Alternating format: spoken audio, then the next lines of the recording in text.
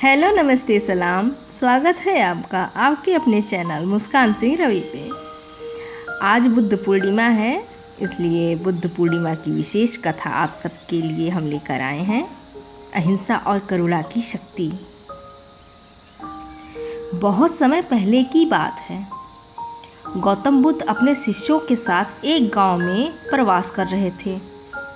वहाँ के लोग बहुत दुखी और परेशान थे, क्योंकि गांव में एक डाकू था जो हमेशा लूटपाट और हिंसा करता था। गांव के लोग बहुत डरे हुए थे और वे बुद्ध से मदद की गुहार लगाने आए।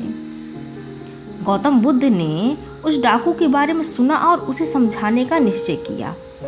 एक दिन वे उस डाकू के छिपने के स्थान पर पहुंच गए। डाकू ने जब देखा कि एक साधु वहां आया है तो उसने उन्हें मारने की धमकी दी।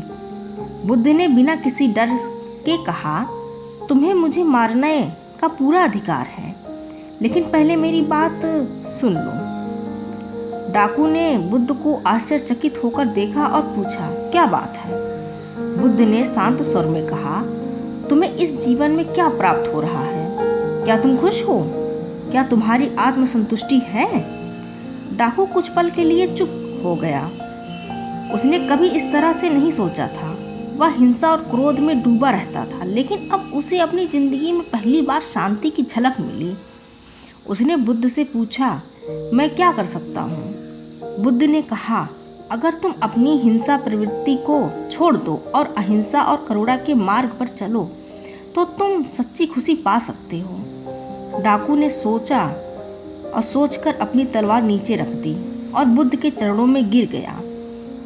उसने उनसे वादा किया कि अब वह कभी हिंसा नहीं करेगा और उनके उपदेशों का पालन करेगा।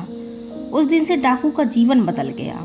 वह एक शांत और करुणामय व्यक्ति बन गया, जिसने गांव के लोगों के दिलों में भी परिवर्तन ला दिया।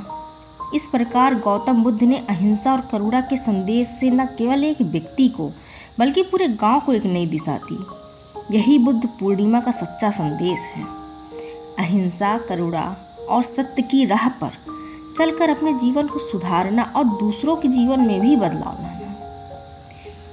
इस कहानी से हमें यह सीख मिलती है कि अहिंसा और करुणा की शक्ति अनंत है और सही मार्गदर्शन से किसी का भी जीवन बदला जा सकता है।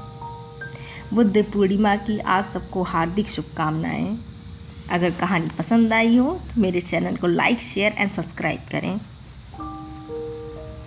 सुनने के लिए धन्यवाद।